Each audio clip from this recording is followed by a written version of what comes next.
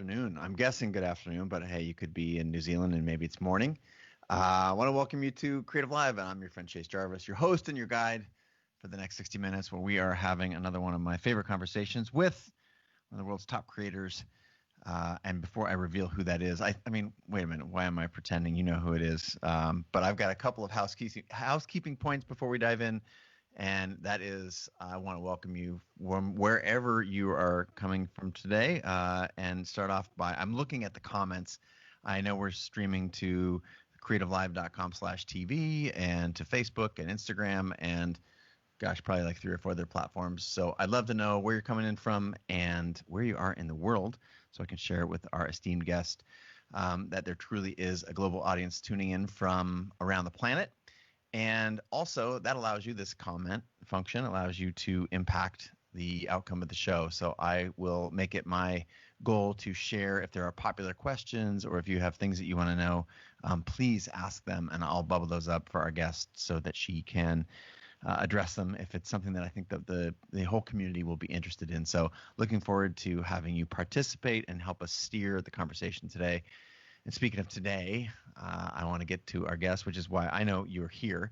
Chantel Martin is an amazing visual artist that I've long admired, and she's best known for large-scale black and white drawings and collaborations with artists and institutions including Kendrick Lamar, the New York City Ballet, Tiffany and Company, Puma, the Albright Knox Art Gallery, the Museum of the Moving Image, and the MoMA.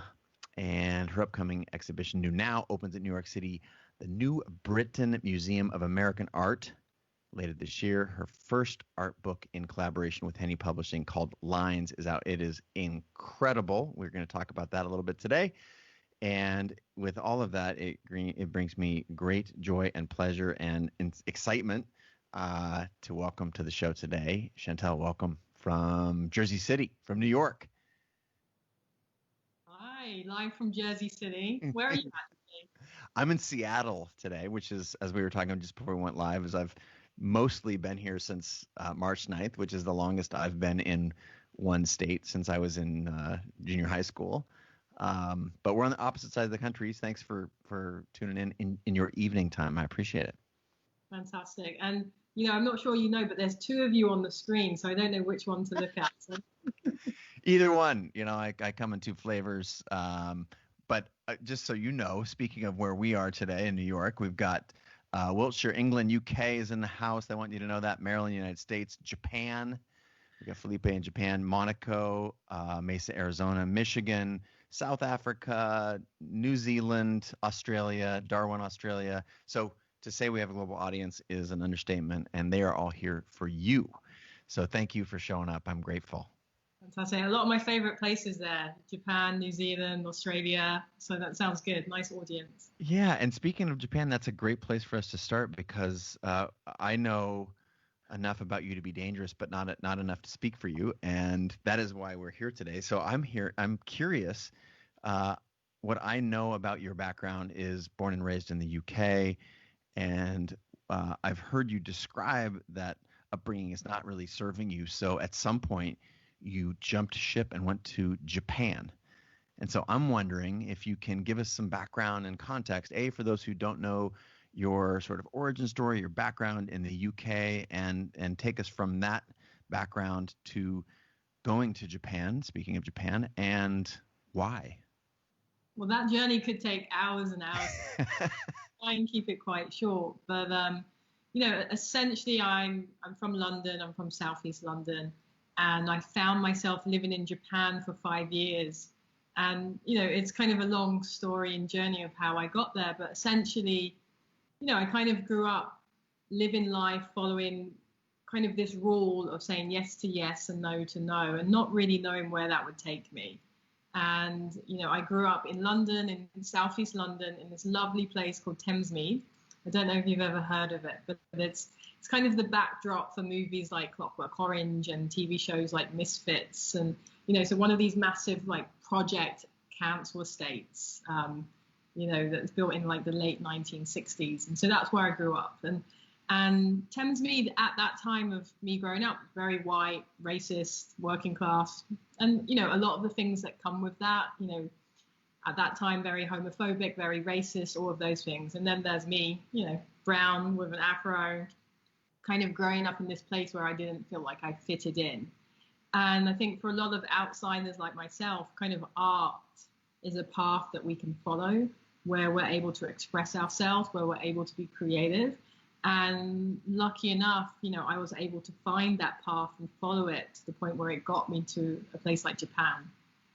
Was the I think there's so many people around the world can identify with not fitting in on one different axis or another. You talk about, being brown and having an afro. That's one way, but there's lots of different ways that people don't fit in. And I'm curious if you found your journey inward to be medicine for that, or was your move to Japan required in order for you to stay sane? Because so many people at home right now might be in that similar situation, but might not be able to get up and get out to Japan. So A, can you talk a little bit about your internal journey, and then B, what you did in order to not even conceptually, but to literally sort of escape those confines and the things that made you, feel like an outsider?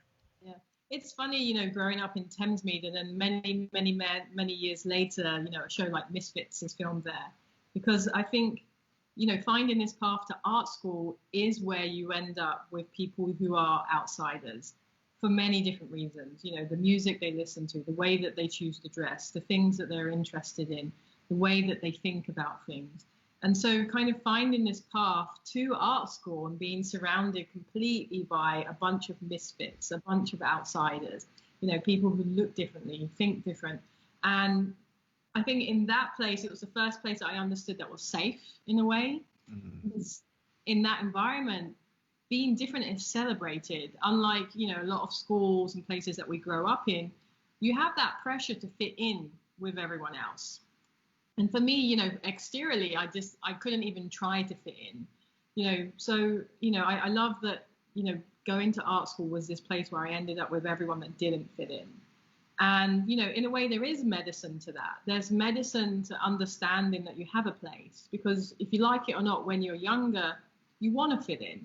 There is a part of you that wants to be accepted. There's a part of you that wants to be a part of the group. And then when you're not, it's so rewarding when later in life you find your place is not to fit in, and there's so many people like you, and there is such a medicine in that. And how did that play a role in you deciding to leave? Was it the number one thing?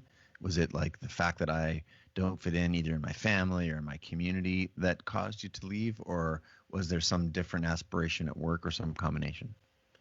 When I look back, you have this power of reflection, and I look back now and I'm like, oh, wow, that was my first passport in life. My first passport was not fitting in, because that always made me look to the outside. And kind of back then, we didn't have the internet, we didn't have social media.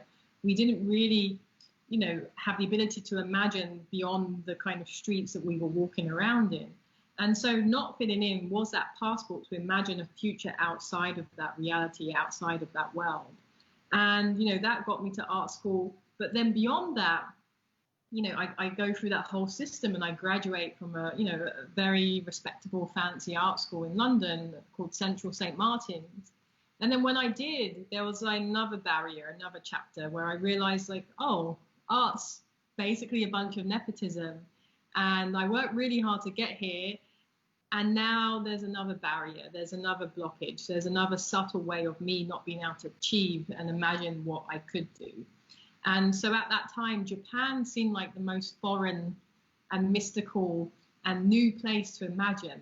So I decided to go there. And I initially got interested in Japan because in my school, it was very international. So there's a lot of Japanese students there. And I became that kid that hung out with all the Japanese kids, and, just really got interested in Japanese art and music and film and, art from the Edo period, and got obsessed about it. So when I graduated, I thought, I'd rather go to that magical, mystical place over there and figure it out than staying here and kind of knowing what my path is and feeling like there was a dead end. Because the thing is when you're a part of these types of systems, especially if you're born into them, you become a part of it if you like it or not. A part of you accepts it. and plays into it. Whereas, going to somewhere like Japan was a totally new place where the rules that were there or are there at that time felt like they didn't apply to me. And what did you do specifically to, I guess I'm thinking of it in terms of like escape velocity. Like how does one from Southeast London, or whether you consider that your sort of roots, or maybe even art school, how did you, like, tactically, did you just get on a plane, or did you have some connections? Did you make a friend, or was it like I bought a plane ticket and threw my stuff in a backpack and away I went to figure it out? Yeah, it was a little bit of, it's like a big giant jigsaw puzzle and you're trying to put all the pieces together. And at that time, the way that people went to Japan is through the JET program, which was the Teaching English program. And I applied for that and I didn't get it. So I looked for other ways of getting to Japan. And at that time, it seemed to be the only way was through an English language school, through Teaching English. So I went to, I don't really talk about this much, but I went to night college and I got a certificate in English language teaching, which is called the CELTA. And that was interesting because I'm so dyslexic. But I took this night course in teaching English, and actually that taught me that, you can be quite dyslexic, but there are ways of maneuvering around that. If you learn your weaknesses within your, I guess, your structure of dyslexism, there's ways around that. And so I learned to teach English through this CELTA course, and then with that found the job teaching English in Japan, and then packed my bags and got on a plane and went out there. Got it. I think that's really interesting and also very helpful for you to share, because so many people think, well, I just packed all my bags and landed in Japan and didn't have a plan, and then it didn't work out, so I came home. But whenever I ask that question, like, how did you actually do it? And this seems to apply to so many things where you're transitioning from one job to another, or from one, career path to another, or one country to another, that there was a set of, even if they were sort of simple or crude or obvious, there was a little bit of a plan in place. And it sounds like you had just enough to go on. And then I love this little linear path that we're on here. So then you land in Japan, and presumably you go to work at this job that you secured before you left. But something tells me that the culture, I guess maybe because I've watched a lot of videos and read a lot about you, but the culture and, how, again, Japan is so, there's so much presence. There's a lot of respect and appreciation for craft and design and beautiful, simple things. Was that a part of the reason? And if so, did you find that to be true when you got there? And how did that impact you? I think quite simply, initially, it was just this foreign place that was so different from where I was from. And, like I said, like the rules there didn't apply to me.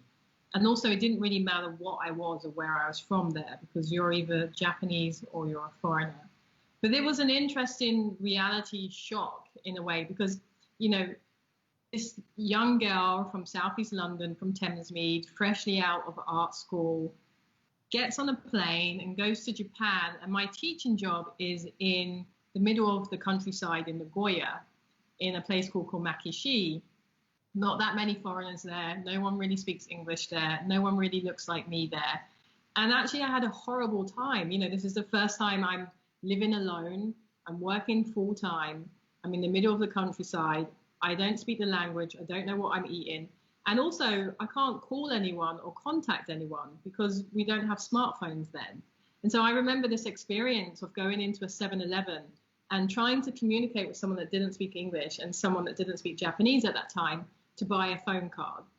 And so that was like a whole ordeal. And then you finally buy a phone card, and then you look at the back of the phone card and it's all in Japanese. So then you take this phone card to a phone box and you try and call this operator who only speaks Japanese. And, like 2 hours later, you're kind of in tears because you can't get through. And then you finally get through because you've cracked this puzzle, and you have like 5 or 10 minutes, and then it's like beep, beep, beep, beep, beep, beep. So, it was definitely not an easy transition going there, and, also just having people kind of stare at you and point at you. And I also had a stalker at the time. I was living in this apartment on the second floor, And, there'd be times where I'd go outside to my balcony and there'll be an ashtray full of cigarettes and then there'll be footprints up the pole. So I had a stalker that was literally climbing up onto my balcony, sitting there all night and smoking. And then I got the police around, and the police just said, hey, you're big, you're tall, you can defend yourself, like Monday night there, there's no problem. And that's actually when I packed my bags for the second time and I moved to Tokyo without a job, without a plan, just knowing that, I didn't want to kind of risk just being that I'm tall enough to defend off any crazy, people that might be sleeping on or smoking on my balcony.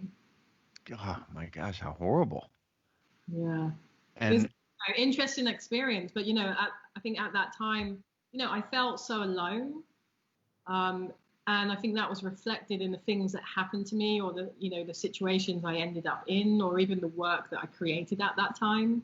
But in a way, I think that's the experience I was looking for, because when you feel completely and utterly alone, that's when you really get to discover and find out yourself and who you are, because you don't have people around you telling you who you should be or what you should be doing, and you're not living up to any of those stereotypes. And then you don't even have those forms of communication where you stay in touch at that time. And so I think in a way, it just beat out of me everything that everyone taught me of how I should be, to the point where I kind of depleted all of that, where I could build myself up again. I love the metaphor of tearing down and being sort of reborn. And I remember also, is there something in your past where you had some teachers that told you that you would not be successful at art, or that you didn't have talent? Or I remember seeing or reading something about that, and I'm wondering if there's a little bit of, was there a chip on your shoulder mentality, or was that just a really painful blow? And how did you respond to both, anyone suggesting what you could or couldn't be, and perhaps it paralleled this experience that you had in Japan of deciding who you were going to be in your own words on your own terms? I wonder if there was a connection between those two moments, or if they were just separate. Yeah, I wouldn't call it a chip in your shoulder. I'd call it just reality and the systemic society system that exists. Mm-hmm. I'm from a low-income working class family where no one finished school, no one around me finished school. My friends at that time didn't finish school. And so, me being someone that actually went to school, there aren't really any expectations. There aren't really any mentors or people to look up to. There aren't really any people to look like, oh, they went to art school, so you can. So, what happened at that time is, I went to school, and it's in England, you finish school and maybe you go to university. And I had interest in maybe going to art school. And my art teacher simply said, Chantel, don't apply because you won't get in. And, for a long time, that did bother me, because they didn't have the imagination for me to do something unexpected. Or there was just such a long line of people where I'm from that haven't achieved something like that. So why would they imagine that I could achieve it? When I look at it now, I'm just like, oh, maybe that teacher was just being responsible or realistic. Because when you don't show people who they can be or what they can do, when you don't give people the tools to succeed, when you reserve those tools for people from privilege, from certain types of schools, from certain types of incomes, from certain types of background, then why would you expect some girl from Thamesmead, who's the first person in her family to finish school, to go to art school and apply to it and get in? And so for a long time, I was kind of angry at that interaction. But then now I look back and I'm like, oh, well, that was just part of the systemic system of the society that we have in places like England, where he was just simply being realistic. Mm. Well, I'd like to shift gears from that moment where you were, or that window of time, rather, when you were, as you talked about, I think, getting programmed, or the ideas that everyone else had from you, and shift gears to, clearly you created a world of possibility for yourself. And before I go on, I do want to, give a shout out to, we've got, again,